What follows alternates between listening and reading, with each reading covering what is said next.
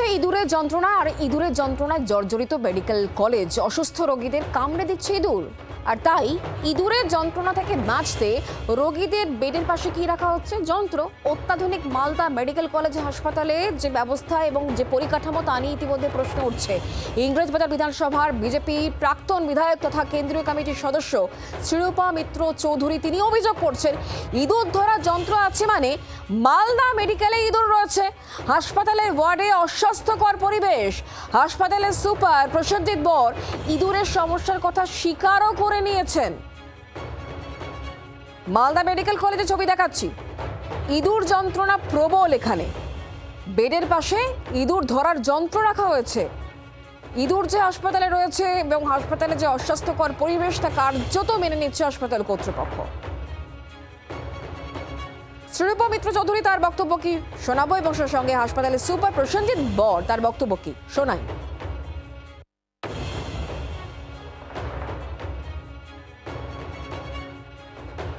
ইঁদুর মারার যন্ত্র রাখা হয়েছে, তার মানে ইঁদুর আছে ওখানে। কি নেই ওখানে? ইঁদুর তো ছেড়ে দিন, কি নেই? মানে জঞ্জাল এবং নোংরা আর আবর্জনার যদি একেবারে শ্রেষ্ঠ স্থান হতে পারে তাহলে সেটা মালদা মেডিকেল কলেজের trauma centre. Hotel Management with AI.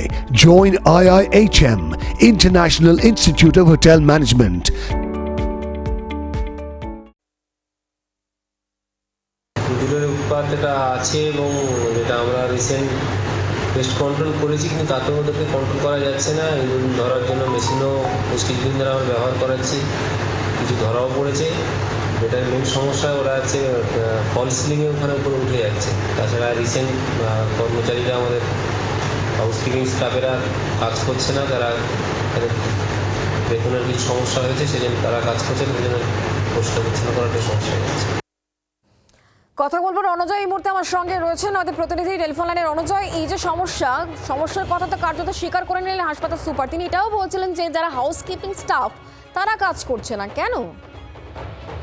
প্রথমে বলে রাখি, মালদা মেডিকেল কলেজ হাসপাতালে ইঁদুরের যে উৎপাত তা কিন্তু আজ নয়, দীর্ঘদিন ধরে উৎপাত রয়েছে, এবং সেই উৎপাত থেকে এই মেডিকেল কলেজকে রক্ষা করার জন্য বেশ কিছু পদক্ষেপ মালদা মেডিকেল কলেজ কর্তৃপক্ষ নিয়েছিলেন, কিন্তু কার্যত সেগুলো সবই মুখ থুবড়ে পড়ে রয়েছে।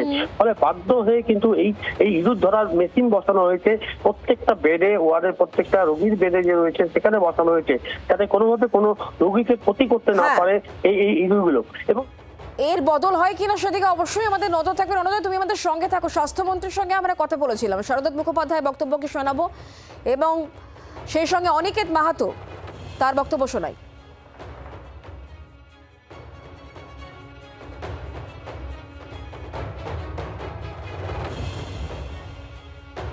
হাসপাতালের মধ্যে কুকুর, বিড়াল, ইঁদুর সবই রয়েছে। আমরা সবকটা মিউনিসিপ্যালিটি, পৌরসভা এদেরকে অবগত করেছি। আমাদের এখানে পরিকাঠামোগত অভাব আছে। হাসপাতাল কর্তৃপক্ষের সঙ্গে সঙ্গে পৌরসভা এবং মিউনিসিপ্যালিটির দায়িত্ব আছে। সেই দায়িত্ব এককভাবে পালন করে উঠতে পারবো না, সবাইকে সঙ্গে নিয়ে পালন করতে হবে বলেছিলাম। হ্যাঁ, বেডের পাশে কি যন্ত্র? হ্যাঁ, তো ইঁদুর ধরা যন্ত্র রাখাটা খারাপ নাকি? তো তার মানে আছে বলেই তো রাখা হয়েছে। ইঁদুরকে তো আদর করে রাখার যন্ত্র রাখিনি, তো আমরা দেখেছি ইঁদুর ধরার যন্ত্র। আর এবার যেদিকে নজর রাখতে হচ্ছে, চিকিৎসা নিয়ে নতুন এসওপি জারি স্বাস্থ্য দপ্তরে। আয়ুষ্মান না থাকলে তবেই স্বাস্থ্যসাথীতে চিকিৎসা। আয়ুষ্মান এবং স্বাস্থ্যসাথী দুটো যদি না থাকে তাহলে কি পাওয়া যাবে? মুখ্যমন্ত্রীর স্বাস্থ্য বিমার সুবিধা। রোগী ভর্তির ক্ষেত্রেও নতুন নিয়ম বেঁধে দেওয়া হয়েছে স্বাস্থ্য দপ্তরের তরফ থেকে। ঠিক কি বলা হলো স্বাস্থ্য দপ্তরের তরফ থেকে জানবো। অয়ন শর্মা আমাদের সঙ্গে রয়েছেন, প্রতিনিধি টেলিফোন লাইনে। অয়ন, দেখো, 5টি বিষয় মূলত উল্লেখ করা হয়েছে। প্রথমত তোমাকে বলে রাখি যে এসওপিতে পরিষ্কার করা হয়েছে কোন সময় আয়ুষ্মান ভারত কে পাবেন স্বাস্থ্যসাথী, কে পাবেন মুখ্যমন্ত্রী স্বাস্থ্য বীমা যোজনা, যেটা পরিষ্কার করা হয়েছে। প্রথম বিষয় যেটা, যার স্বাস্থ্যসাথী যিনি পাচ্ছেন এবং করছেন সেই ধরনের মানুষ যদি এখন হাসপাতালে আসেন, সেক্ষেত্রে তাকে আয়ুষ্মান ভারতের যোগ্য কিনা দেখে নেওয়া হবে। তারপর যদি দেখা যায় সেই কার্ড তিনি যোগ্য, সেক্ষেত্রে তারপরে পোর্টাল অনুযায়ী এবং চিকিৎসা শুরু করতে হবে। যদি দেখা যায় চিকিৎসা শুরু করতে গিয়ে সিএমএস বলে একটি পোর্টাল থাকে, তো প্রত্যেক হাসপাতালে। সেই পোর্টালে যদি দেখা যায় যে আয়ুষ্মান ভারতের এই যে নম্বর থাকে ইউনিক কোড, সেই ইউনিক কোড অনুযায়ী কাজ করছে না, তখন তিনি পাবেন স্বাস্থ্যসাথী। যদি দেখা যায় আয়ুষ্মান ভারতের যোগ্য না ওই রোগী, তখন স্বাস্থ্যসাথীতে চিকিৎসা হবে। এবং পাশাপাশি এসওপি অনুযায়ী যদি দেখা যায় স্বাস্থ্যসাথীর সমস্ত কিছু ব্যবস্থা কিন্তু করা তিনি সেটাও পাচ্ছেন। তো বোধহয় 3 মাস পর্যন্ত। একদমই তাই, একদমই তাই, 3 মাস পর্যন্ত কিন্তু এটা পাচ্ছেন। আবার যদি দেখা যায় কারো কোনো কিছুই নেই, সেই ভারত পাচ্ছেন না, মুখ্যমন্ত্রী স্বাস্থ্য বীমা যোজনা সেটাও পাচ্ছেন না, আর স্বাস্থ্যসাথীও পান না, কোনো তালিকায় তার নাম নেই, তাহলে তখন কি হবে? সেই মানুষটি কি চিকিৎসা পাবেন না? সেক্ষেত্রে কিন্তু কি করা হবে?